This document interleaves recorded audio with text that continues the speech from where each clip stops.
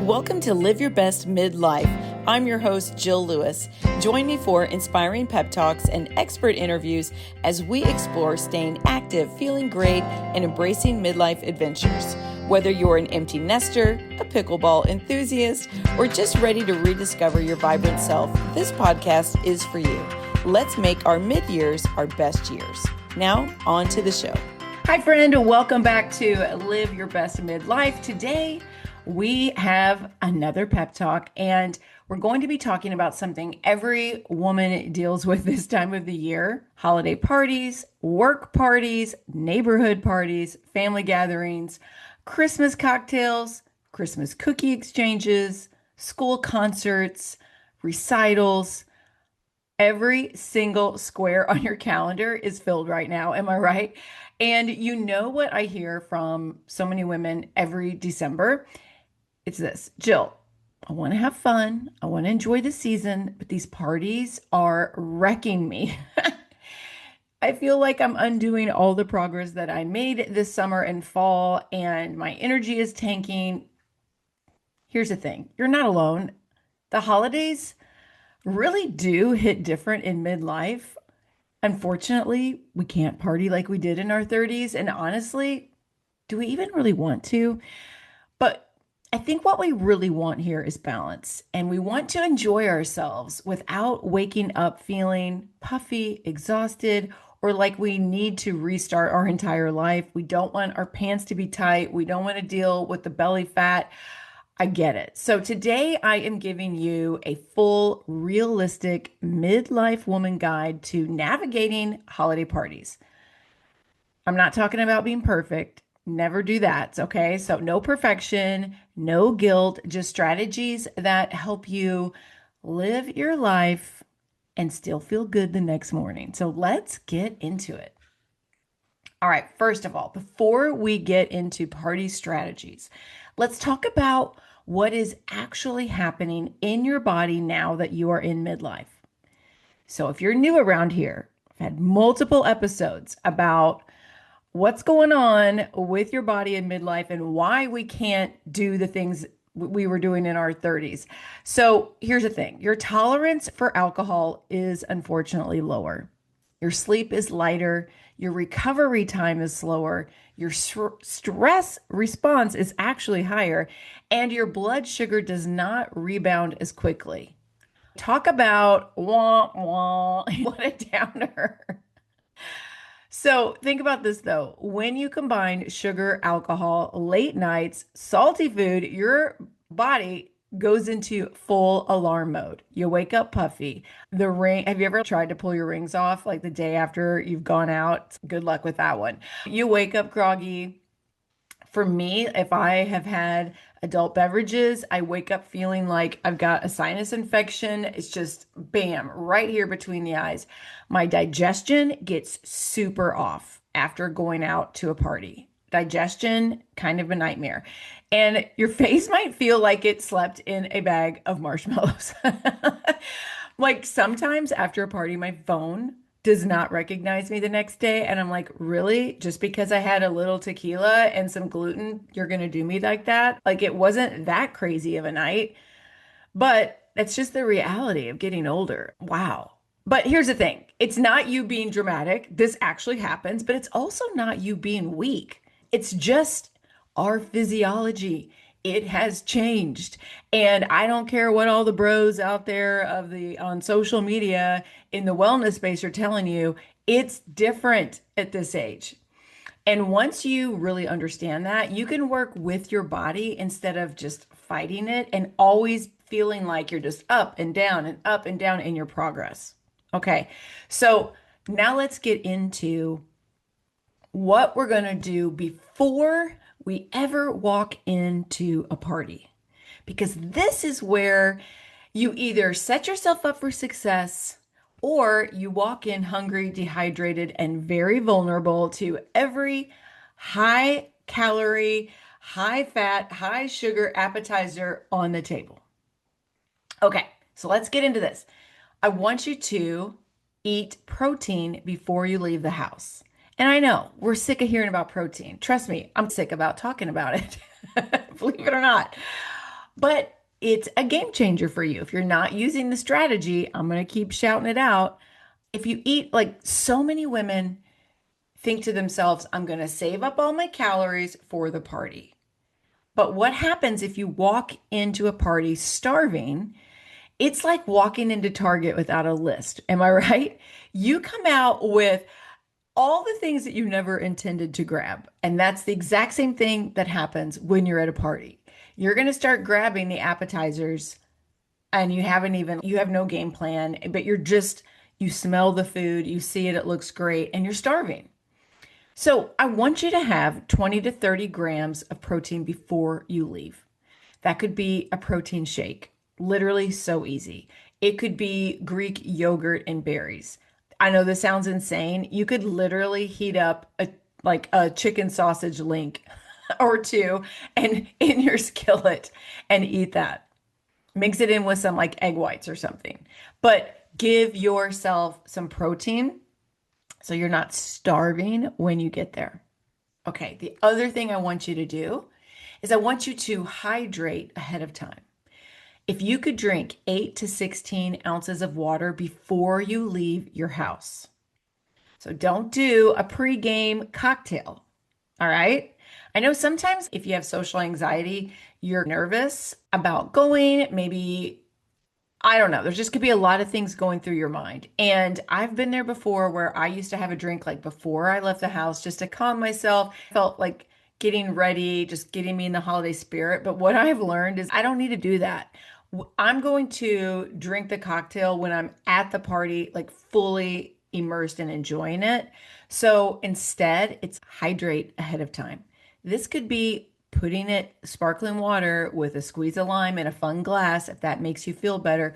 Or it could be just what I do with my Stanley and my yummy tasting supplements. Okay. Hydrate ahead of time, 8 to 16 ounces of water before you leave. Most of mindless snacking at parties is actually dehydration just dressed up as hunger. So keep that in mind. Okay. The third thing I want you to do before you leave the house, I want you to decide your plan. You know, we have to have a plan. Like everything that we do, we have to have some type of plan, or we're not going to be like think about this. It's like your schedule. You have to have a plan, like a schedule of your day to get your workout in. You have to have a plan with your food through the week so that you know that you've always got good food sources ready to go or that you know what you're going to cook. It's like having that grocery list before you go into the grocery store. It's the same thing with going to this party.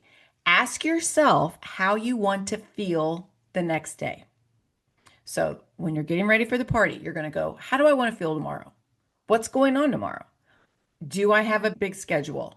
Am I going to be doing a workout tomorrow? Like think about what your next day is. Am I going to church on Sunday? If you've got something that you're going to do, make it that a non-negotiable. So then think about how you want to be at the party. Maybe you want to have a drink or two. Maybe you want dessert.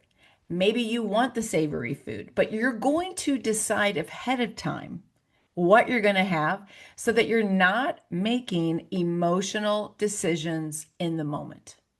That makes sense? Okay. And the fourth thing, before you leave, boost your confidence before you go. Wear something that you feel really good in. Do your hair, do your makeup. I don't know, feeling put together changes how you show up and how you eat. Also, before you go, if you're going with your partner, take a photo. Put your phone on selfie mode, or if you still have kids at home, have them take one of you guys.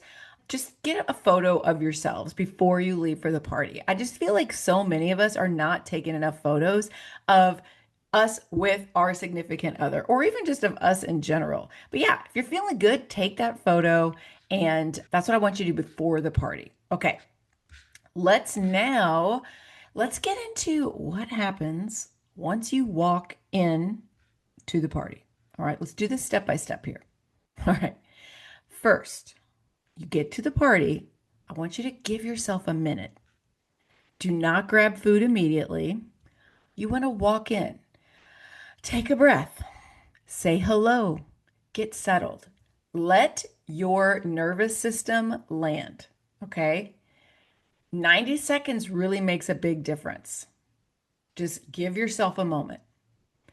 The first thing, because your host, the hostess, or maybe if you're at like a work party, there might be wait staff walking around with trays that have glass of sparkling wine or champagne or appetizers. Like, don't just start grabbing that immediately. Just give yourself a break. The host or hostess, if they're great, they want to, because they want you to feel at home right away and they want to give you a drink or food right away. Just say, oh yeah, I'm good. Give me just a second. Oh yes, I'm definitely going to get something. I'm just going to do a quick lap, say hi to everybody. Do that first, okay? Now, then when you're ready, chilled a little bit, choose your drink intentionally. If you want alcohol, go simple. Go simple. And what do I mean by that? You don't want this crazy sugary whatever. A lot of times the drinks at parties that they make ahead, they're pretty sweet, right? They might have a lot of sugar. You don't know what all the ingredients are. So maybe avoid that like holiday cocktail, the kind I'm talking about. And maybe instead, unless you ask if they have a bartender there, you could ask them what's in it. But sometimes just doing like a tequila soda with lime or a vodka soda with lime is really all you need to do. Maybe just a crisp glass of white wine or a glass of red wine that you actually really enjoy.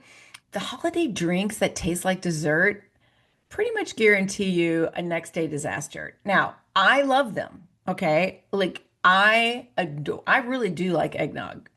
But my goodness, it doesn't love me back. It's going to kill my stomach the next day. It does taste delicious, but I have a plan going in, right? So for me, my plan is usually like, I'm good with Prosecco. It's like it's crisp and I feel like I know the exact macros of that. I know what I'm doing. I have a plan. I'm not a psycho about it, but I can still feel festive and I'm good. If I want to make it feel extra festive, if they want to do a little drop or two of like cranberry juice or something, like just a smidge, I might, just to be like, oh yeah, this is festive and holiday. But otherwise, I'm probably just going to do like a glass of Prosecco.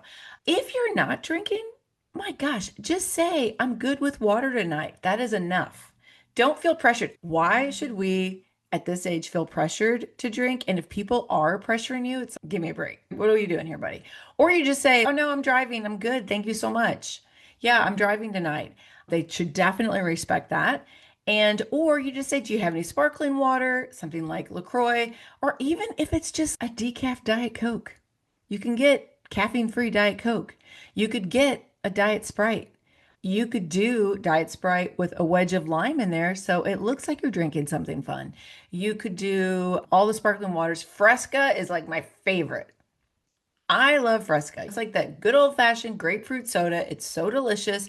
I love Fresca with tequila, but maybe just a half a shot. When I'm down here in Florida at my club, I literally have to tell them half a shot, like half a shot, okay? I'm not looking to get hammered. I just want a fun little drink to take the edge off. I don't want that much booze per glass. I also don't want all these sugary mixes. Fresca is 0 calories. I'm not saying it's perfect because I'm sure it's got aspartame or something in it, but better than the alternative. Am I right? So that's my suggestion on drinking intentionally. Okay, then do the walk before the plate. Now, you know what I'm talking about. You get in line if it's like a buffet line, and you just start putting stuff on the plate.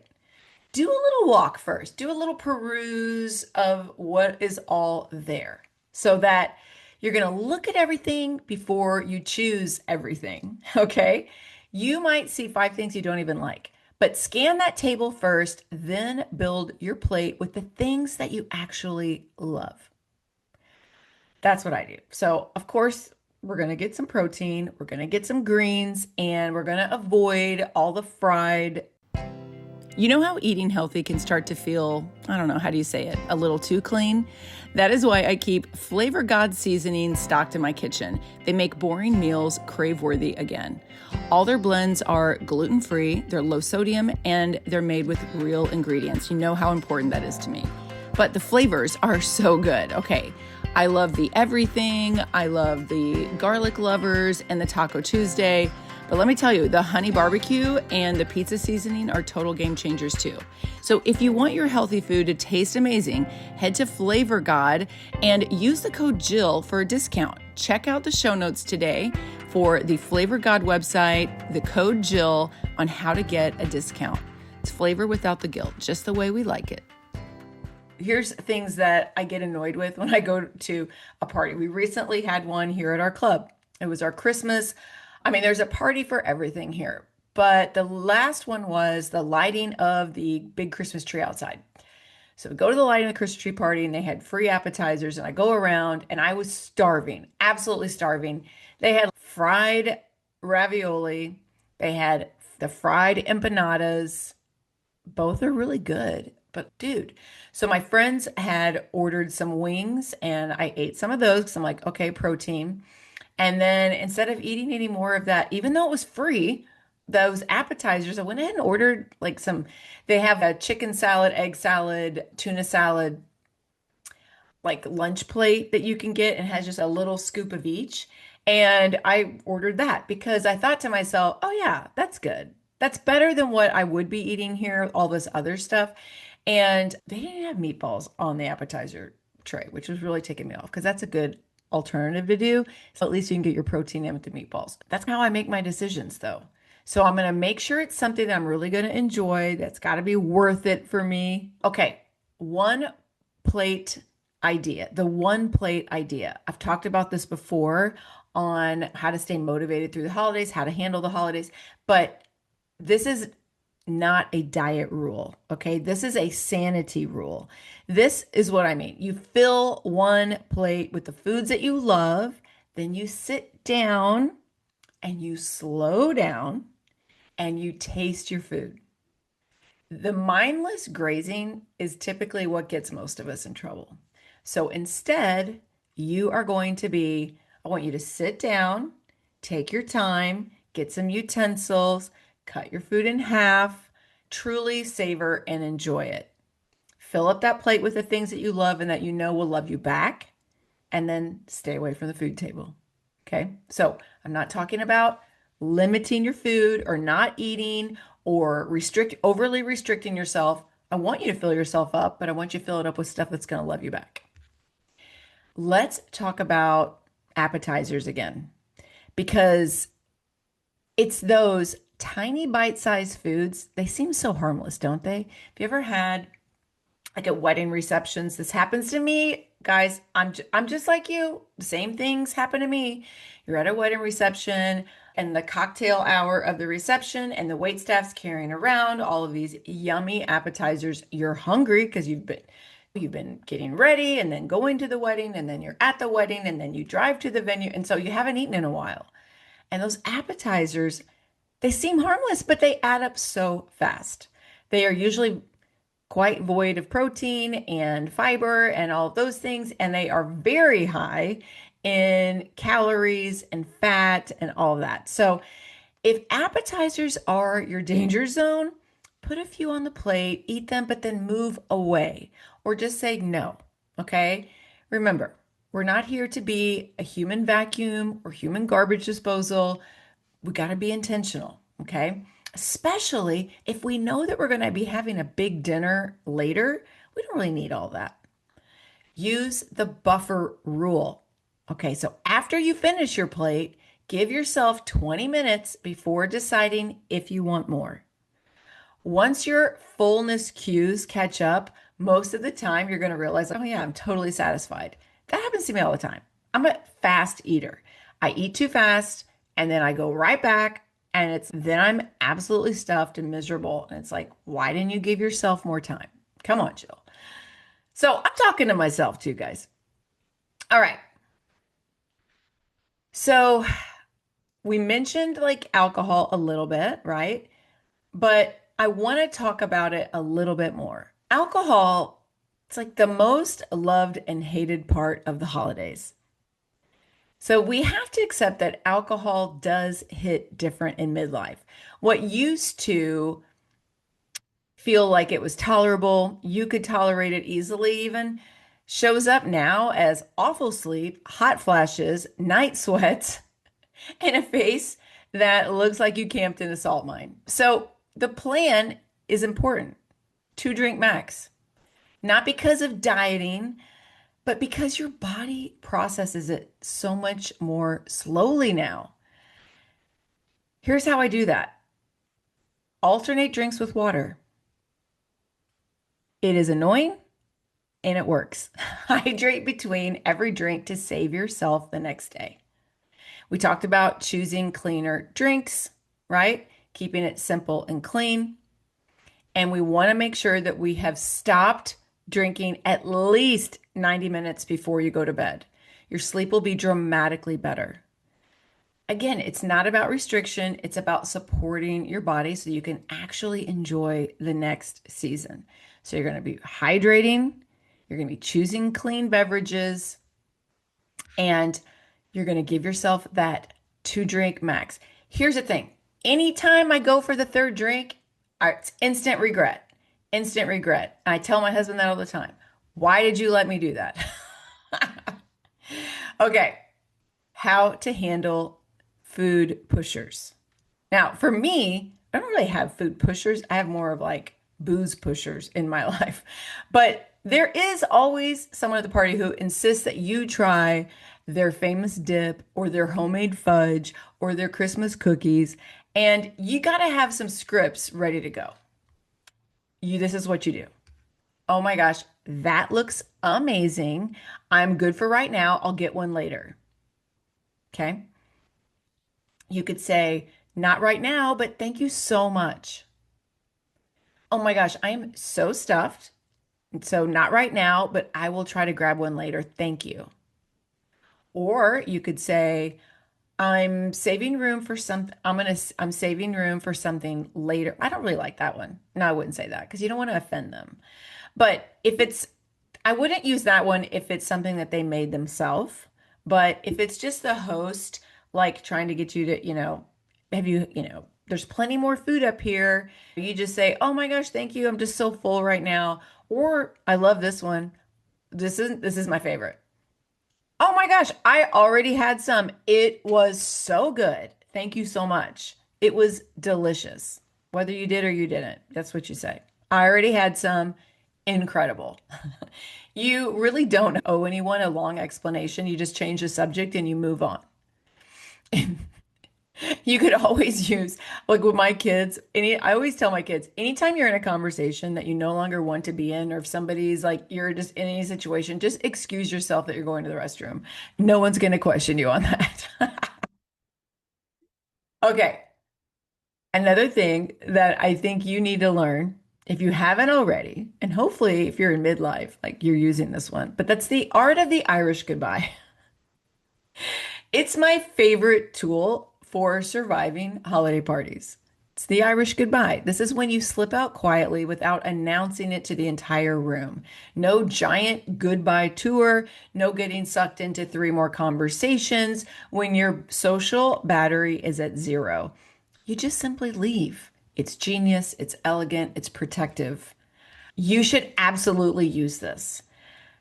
I think it's, I think everyone appreciates it. I really do. I don't really feel like we all know that we're there, we're enjoying ourselves, and then it's too much. You don't owe anyone a 15-minute explanation about why you need to go home. And we don't need to make it like, I've got to go. You can enjoy the party, feel the moment when you're done, and then you just gracefully exit. Anyone who is offended by this is totally not your problem, and your sleep and your sanity will thank you. Now, let's talk about the morning after, because this is where women accidentally sabotage themselves. You wake up feeling puffy, maybe dehydrated, maybe bloated, maybe your digestion's off, and that old voice pops in saying, I blew it last night. This whole weekend is shot. But here's the thing, it's not. It is not shot. We got to get out of that all or nothing mindset. That's what gets us in trouble. So here's the real plan. You're going to start with water before coffee. You get your coffee brewing and you are going to drink 8 to 16 ounces of water. Bam, your body needs that. Okay. That's the first thing you're going to do. When you eat your breakfast, you're going to what? Eat protein, ding ding. I wouldn't skip breakfast. I don't think the fasting, chances are like you stayed out pretty late, later than normal. Maybe you were eating later than normal. So don't overstress the fasting. I think that might just trigger you to eat more later. So have some eggs, some turkey bacon, turkey salt, whatever you like. Maybe it's a protein shake, maybe it's yogurt and berries. I don't know. Whatever your favorite break fast meal is, but just get it with protein. You're going to move your body, whether you feel like it or not. Okay. A walk could be plenty. Now, of course, a workout would be amazing. That would be great, but you're not doing it to punish yourself for what you consumed the day before. You're just moving. You're just getting back to your normal routine. It's not a punishment. We're not going to do that cycle of I misbehaved, now I'm punishing myself. That's not it. Okay. You had a good time. Move on, get back to the normal routine, right? You're going to talk to yourself like a grown woman who knows better. You didn't do anything wrong. You lived your life and you're moving forward. That's it. And you're going to eat a nourishing lunch. Now, I know if you're like super hungover, you're like, don't want lean protein, don't want greens. I want to go to a diner and eat the greasiest thing I can find. That's why we did our 2-drink maximum the night before. But I would encourage you to eat a nourishing lunch. All right. Try not to fall into that trap that someone wants to go out and get donuts that day. Try not to do that. Don't let turn one day of a party into a whole weekend of a party. Okay. So by early afternoon, you should be feeling totally normal again because of how you've treated your body so far today. This is how you enjoy the season without falling into that all or nothing spiral. All right, friend. That is your midlife women's guide to holiday parties. None of this is about perfection. It's literally just about intention. It's about learning what works for your body and using simple strategies that help you feel good while still having fun and being social. So if this episode resonated with you, I want you to grab my brand new free guide, The Social Eater's Plan. It is perfect for women who want to enjoy food, enjoy people, enjoy real life without losing their progress. It is packed with restaurant strategies, craving support, simple tools to help you feel in control even during the busiest social season. The link is in the show notes. It is totally free and it will change the way that you navigate your nights out. So, thank you so much for spending part of your day with me. Now go enjoy your holiday parties. Use the Irish goodbye when you need it. Take care of your body. And remember, you do not have to start over in January. You are building real momentum right now. Okay, I'll see you next time. Thank you so much for tuning in to Live Your Best Midlife. If you enjoyed today's episode, please hit that follow button. And if you want to help more people discover my podcast, I'd be so grateful if you could take a moment to leave a rating and a review. Your feedback not only brightens my day, but it helps others to find my show. And if you're craving some more behind the scenes action, follow me on TikTok at Jill Lewis Living or on Instagram at Jill B. Lewis.